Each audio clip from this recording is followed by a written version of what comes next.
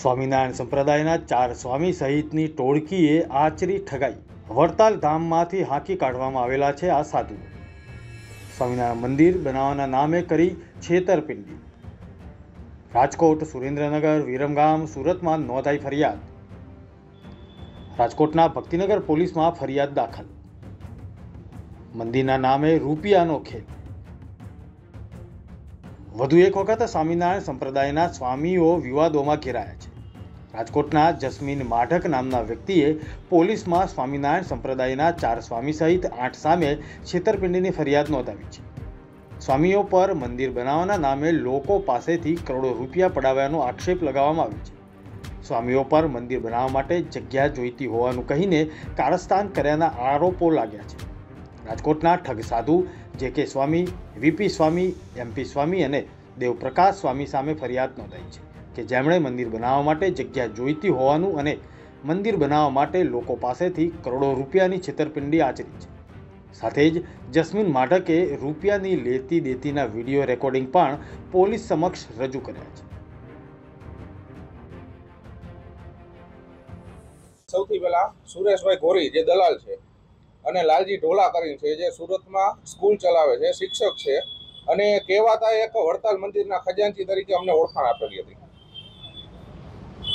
એટલે એને એવું કીધું હતું કે જગ્યા છે, જમીનમાં તમારે રોકાણ કરવું હોય તો વળતર તમને સારું મળશે અને જમીનમાં ગુરુકુળ અને સ્કૂલ બનાવી છે. હું પોતે શિક્ષક છું, અમે એની સ્કૂલ પણ સુરત જોયેલી હતી, એ શિક્ષક જ છે. એટલે તમે એ કે સ્વામી પાસે આવો તો તમને વિગતવાર બધી માહિતી આપે. એટલે એ બાબતે અમને અંકલેશ્વર મુકામે માધવપ્રિય સ્વામી, દર્શન સ્વામી, વિજયપ્રકાશ સ્વામી, જે.કે. સ્વામી, લાલજી ઢોલા, સુરેશ ગોરીએ મુલાકાત કરાવી હતી. અમે મુલાકાત કરેલી હતી. એને એવું કીધું હતું કે લીમ ગામમાં જમીન છે 500 વીઘા, અમે સીધા ખેડૂત પાસે જાશું તો અમને મોંઘી જમીન આપશે, અમારે એમાં ગુરુકુળને મંદિર બનાવવાનું છે, તો તમે જો સોદો કરો અને તમારા નામે સાટાકત ભરાય તો એમાં અમને વાંધો નથી. તમે સુધીની રકમ અત્યારે થોડી રોકજો, બાદમાં અમે તમને રકમ તમારી પાછી આપી દેશી અને માથેથી તમે કમ્પ્લીટ કરીને આપો, ફરતી કોર ફેન્સિંગ કરીને આપો, લેવલિંગ કરીને આપો અને અમે કઈ પ્રમાણે દસ્તાવેજ કરીને આપો એટલે તમને વળતર પણ આપીશું. ત્યારે અમે એને એવું કીધું હતું કે જમીનના પૈસા થોડાક તમારે આપવા પડશે. એટલે એને 50 લાખ રૂપિયા પહેલા રોકેલા હતા. અમે ત્યારે 2.5 કરોડ રૂપિયા રોકેલા હતા. અમારા નામનું સાટાકત થયેલું હતું. બાદમાં 75 લાખ રૂપિયામાં 20 લાખ રૂપિયા એને રોકેલા હતા, 50 લાખ 55 લાખ રૂપિયા અમે રોકેલા હતા અને ખેડૂતને હપ્તો આપ્યો હતો. પછી અમને દુબઈ પણ લઈ ગયા હતા. ત્યાં દાતાને મળાવ્યા હતા, એના જે કાંઈ દાતા હોય અને મિટિંગ કરાવી હતી અને દાનના પૈસા અહીંયાથી આવવાનું કીધું હતું વડતાલ મંદિરે અને પૈસા ખેડૂતને આપીને દસ્તાવેજ કરાવવાની વાત કરી હતી. બાદમાં સુરતમાં એક ફરિયાદ થઈ અને છાપામાં આવ્યું દિવ્ય ભાસ્કરમાં કે ડોક્ટર છે એની સાથે કૌભાંડ થયું છે અને 2.5 કરોડ રૂપિયાનું આખું કૌભાંડ છે, મંદિર બનાવવાનો મામલો છે. એટલે અમને ખબર પડી કે અમારી સાથે પણ આવું થયું હોય એવું લાગે છે, કારણ કે અમારો આરોપી એમાં સેમ હતા આરોપી. એટલે અમે ડોક્ટરનો કોન્ટેક્ટ કર્યો સુરત.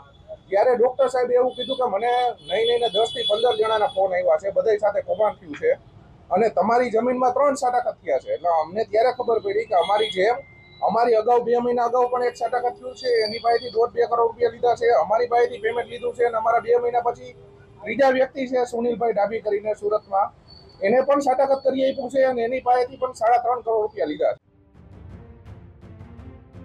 મળતી માહિતી પ્રમાણે અલગ અલગ લોકો પાસેથી કરોડો રૂપિયા પડાવ્યા હોવાની અલગ અલગ ફરિયાદો નોંધાઈ છે. સ્વામીઓ સામે રાજકોટ, સુરેન્દ્રનગર, વિરમગામ અને સુરતમાં ફરિયાદ નોંધાઈ છે. સુરતમાં 2, નડિયાદ, આણંદ અને વિરમગામમાં 5 ગુનામાં સ્વામીઓ વોન્ટેડ છે. 4 સ્વામી સહિત 8 લોકો સામે પોલીસ ફરિયાદ નોંધાઈ છે. રાજકોટમાં સ્વામિનારાયણ મંદિરના સ્વામી દ્વારા કરોડોની ઠગાઈ આચરવામાં આવી છે. સ્વામીઓ પર મંદિરના નામે કરોડો પડાવ્યાનો આક્ષેપ છે. વિવિધ જગ્યાએ 5 ગુનામાં સ્વામીઓ વોન્ટેડ છે.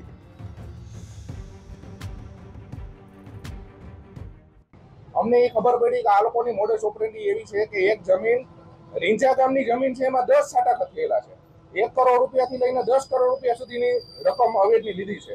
કોઈને પૈસા પાછા આપતા નથી, જમીનનો દસ્તાવેજ પણ કોઈને કરી નથી આપતા અને અવેજ વસૂલ કરીને સ્વામીને, ખેડૂતને, દલાલ બધે ભાગ બટાઈ કરીને પૈસાનું આખું કૌભાંડ કરે છે.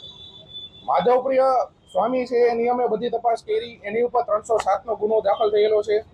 એની વ્યાજ વટાવનો ગુનો એની ઉપર દાખલ થયેલો છે. 3 થી 4 જમીન કૌભાંડનો ગુનો પણ એની ઉપર દાખલ થયેલો છે.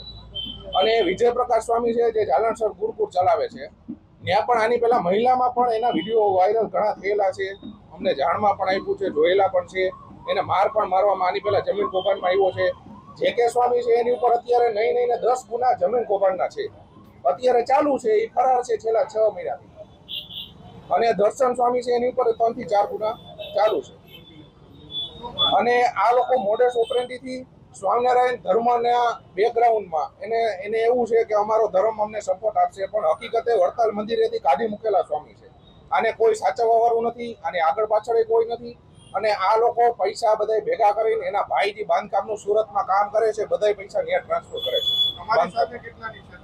અમારી સાથે 3 કરોડ રૂપિયા, 3 કરોડ 4,50,000 રૂપિયાની છેતરપિંડી છે.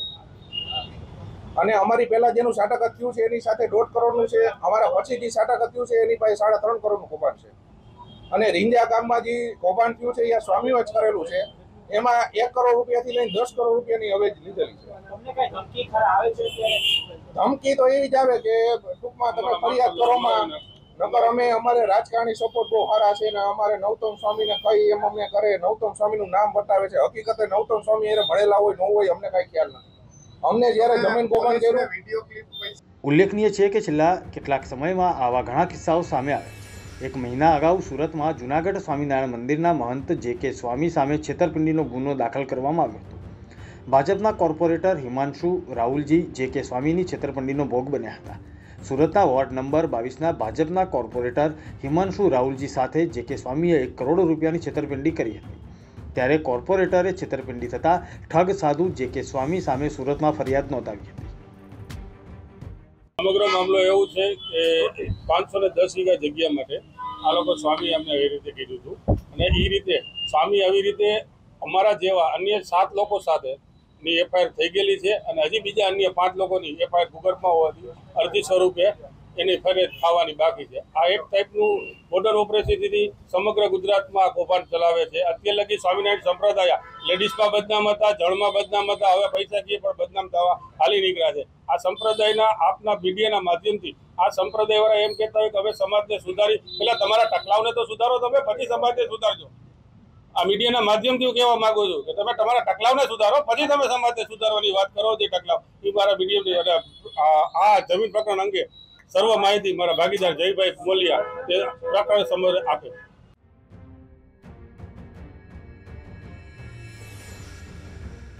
સ્વામિનારાયણ સંપ્રદાયના 4 સ્વામી સહિતની ટોળકીએ મંદિર અને ગૌશાળા બનાવવાના નામે જમીન ખરીદવાની વાત કરી. રાજકોટના જમીન મકાનના ધંધાર્થી સાથે રૂપિયા 3.04 કરોડની છેતરપિંડી કર્યાની ભક્તિનગર પોલીસમાં ફરિયાદ નોંધાઈ છે.